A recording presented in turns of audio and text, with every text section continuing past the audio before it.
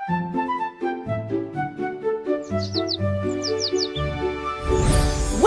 to the RT Cartoon Story. एक छोटे से गांव के बाहर घने जंगलों के बीच एक पुरानी हवेली खड़ी थी। लोग उसे काली हवेली कहते थे। कहते हैं कि वहां रात को अजीब आवाजें आती थीं।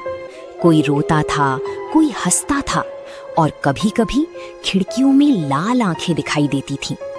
गांव वाले सूर्यास्त के बाद उस तरफ जाने की हिम्मत नहीं करते थे।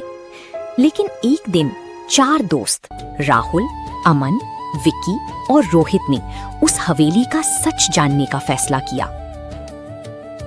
यार, मुझे नहीं लगता वहाँ कोई भूत है। ये सब लोगों की बनाई हुई कहानियां हैं यार। लेकिन गांव वाले इतने डरे हुए क्यों रहते हैं? सच जानना है तो आज रात चलकर देखते हैं। ठीक है, लेकिन अगर कुछ गड़बड़ हुई तो मैं भाग जाऊंगा। रात के 11 बजे चारों दोस्त टॉर्च लेकर जंगल की ओर निकल पड़े। ठंडी हवा चल रही थी। पेड़ों की शाखाएं ऐसी हिल रही थीं जैसे कोई उन्हें पकड़कर झकझोर रहा हो। जब वे हवेली के सामने पहुंचे तो बड़ा लोहे का दरवाजा अपने आप खुल गया। ये अपने आप कैसे खुल गया? शायद हवा की वजह से। चारों अंदर चले गए।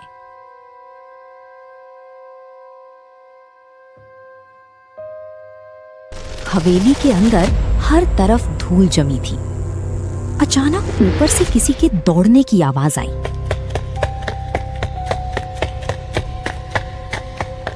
तुम लोगों ने सुना? हाँ, ऊपर कोई है। वे धीरे धीरे सीढ़ियां चढ़ने लगे।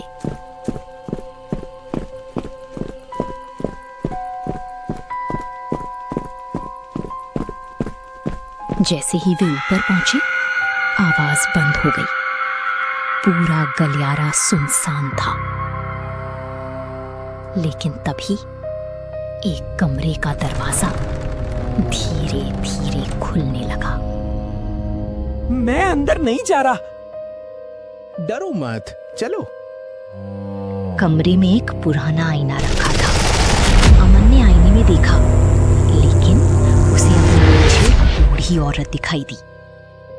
वो पलटा, वहां कोई नहीं था। मेरे पीछे कोई खड़ा था। मजाक मत करो। अमन ने फिर आईने में देखा। इस बार वो औरत मुस्कुरा रही थी। उसकी आंखें पूरी काली थीं। भागो! अचानक आईना टूट गया और पूरे कमरे में एक भयानक हंसी गूंज उठी।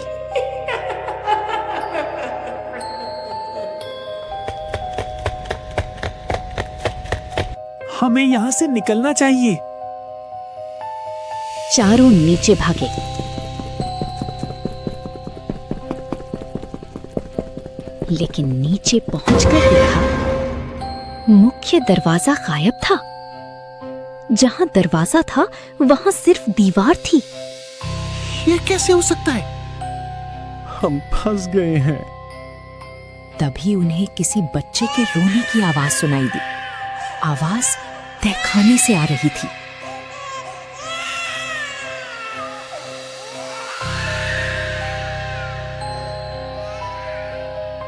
नीचे कोई बच्चा है।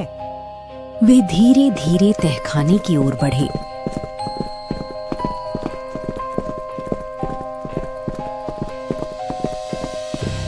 नीचे अंधेरा था। टॉर्च की रोशनी में उन्हें एक छोटी लड़की दिखाई दी। वो जमीन पर बैठी रो रही थी। बेटी, तुम यहाँ क्या कर रही हो? लड़की ने धीरे धीरे सिर उठाया। उसका चेहरा जला हुआ था और उसकी आंखों की जगह सिर्फ काले गड्ढे थे। तुम भी मेरे साथ खेलोगे?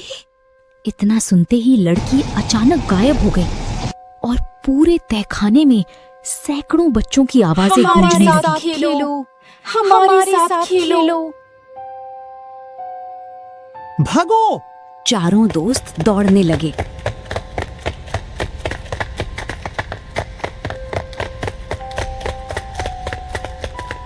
लेकिन विकी अचानक रुक गया। उसने देखा कि एक कमरे में उसकी मृत दादी खड़ी हैं। दादी, विक्की, मेरे पास आओ। जैसे ही वो करीब गया, दादी का चेहरा भयानक राक्षस में बदल गया। लंबे दांत, लाल आंखें और काले नाखून। अब तुम कभी नहीं बचोगे। विक्की चीख पड़ा। बाकी दोस्त उसे खींचकर बाहर लाए।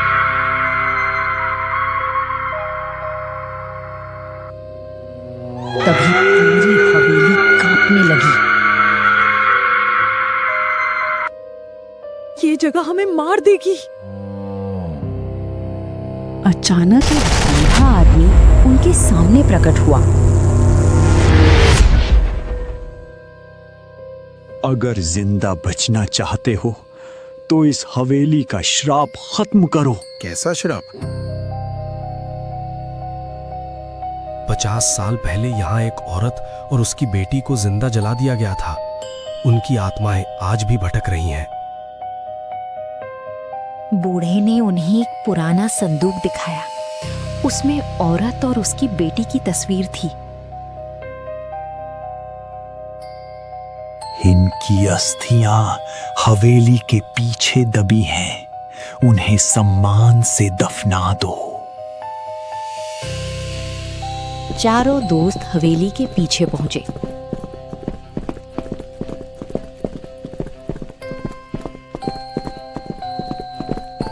उन्होंने जमीन खोदी।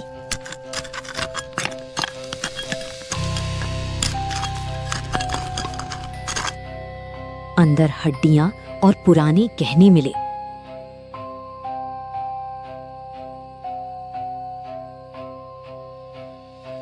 अचानक तेज तूफान शुरू हो गए। हमें छोड़कर मत जाओ।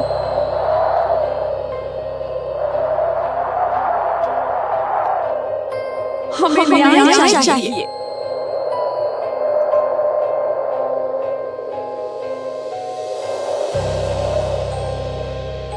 राहुल ने कांपते हुए कहा, हम तुम्हें सम्मान देंगे।